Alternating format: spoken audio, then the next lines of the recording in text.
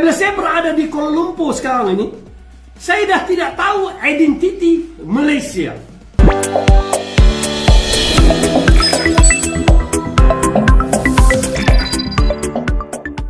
Assalamualaikum warahmatullahi wabarakatuh. Halo teman-teman, jumpa lagi di Aryan M Channel. Oke, buat teman-teman yang klik video ini seperti biasanya, tak bosan-bosannya saya harapkan mudah-mudahan teman-teman selalu dalam kondisi sehat walafiat, dan jangan lupa dukung channel ini dengan cara like juga subscribe. Oke, di kesempatan kali ini saya akan mereaksi sebuah video dengan judul 4 hal yang membuat Malaysia tidak berkutik pada Indonesia. Oke, bikin penasaran dan silakan teman-teman bisa berkomentar, tetapi lihat dulu videonya.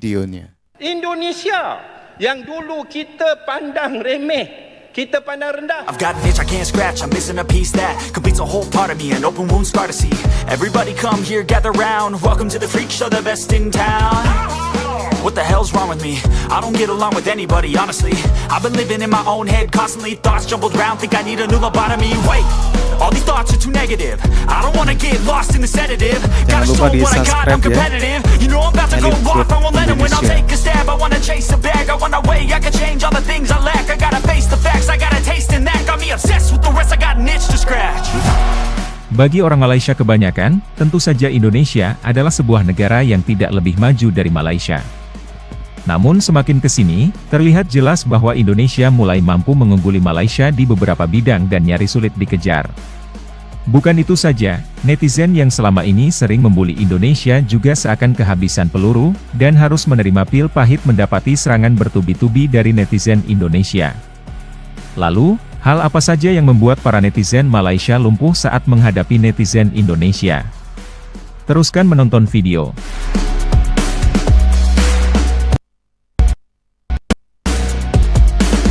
Yang pertama adalah demografi Malaysia. Di saat sekarang, semua jurus yang dikeluarkan untuk membuli Indonesia sangatlah mudah dipatahkan. Bahkan, isu demografi ini adalah jurus sekakmat yang tidak dapat dihindari. Sekali disinggung masalah demografi, netizen jiran akan langsung paham dan tersadar sesuatu yang terjadi di negaranya. Sebenarnya isu ini adalah serangan balasan yang terlalu kejam, bahkan untuk ukuran normal kesadaran kita sekalipun. Namun di dalam sosial media, segala ucapan terkadang cenderung akan mengerucut di puncak ambang batas kewajaran.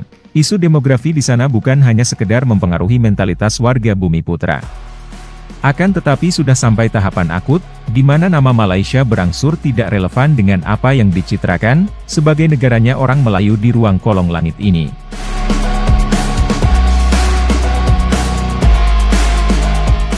Saya pernah pergi ke Jakarta. Di Jakarta, bila saya berada di Jakarta, saya tahu itu adalah ibu negara Indonesia. Bila saya berada di Kuala Lumpur sekarang ini, saya dah tidak tahu identiti Malaysia. Hilang. Yang kedua adalah, perbedaan kemajuan negara sudah tak setajam dulu lagi. Jika dulu kita sering dibilang negara terbelakang, maka sekarang isu tersebut sudah dapat kita patahkan. Karena banyak perkembangan kemajuan Indonesia di saat pemerintahan Jokowi ini. Beberapa program bahkan melampaui hasrat kemajuan di Malaysia. Oleh sebab itu, perkembangan kemajuan negara tidak bisa lagi dijadikan alasan untuk membuli negara kita. Karena perencanaan negara kita untuk menatap masa depan, jauh lebih menjanjikan dibandingkan dengan Malaysia. Dan yang masih jelas terlihat adalah, masa depan Indonesia masih dipegang oleh bangsanya sendiri. Sementara di Malaysia, timbul kekhawatiran bahwa masa depan Malaysia akan dipegang oleh bangsa pendatang seperti misalnya di Singapura. Yang dimana kemajuan negara berbanding terbalik dengan kemajuan peradaban pribumi di dalamnya. Kita tengok tanah-tanah kepunyaan orang Melayu dan kaum pribumi mengecil. Bandar-bandar walaupun melebar, bukan kepunyaan harta milik orang-orang Melayu. Malah di desa-desa juga, bila dibangun bangunan-bangunan rumah kedai, juga bukan milik orang Melayu. Orang Melayu makin tersempit. Bila saya bercakap begini, saya dituduh resis. Bangsa kita merempat di bumi sendiri. Duduklah bangsa kita di rumah PPRT. Tunggulah rumah mampu. Bangunan mencakar langit sudah naik di negara kita, tetapi orang Melayu masih duduk dalam rebah ayam di desa, di kampung. Masya Allah. Jangan kita nak berpura-pura. Yang ketiga adalah isu kemiskinan. Dulu Indonesia sering dibully karena dianggap negara miskin. Namun sekarang, kemiskinan ekstrim di Indonesia mulai teratasi. Sehingga isu ini sudah tidak relevan lagi dilayangkan pada negara kita. Justru sebaliknya, kita sekarang mulai melihat kemiskinan yang melanda Malaysia. Negara yang kita kira kaya raya selama ini, menyimpan banyak fakta yang mencengangkan. Ternyata di Malaysia tidak jauh berbeda dengan Indonesia, di mana rakyatnya selalu dihantui oleh kemiskinan. Dan kemiskinan di Indonesia itu berbeda dengan di Malaysia, di mana kemiskinan di Indonesia adalah masyarakat yang dulunya miskin ekstrim menjadi agak lebih mendingan atau sederhana.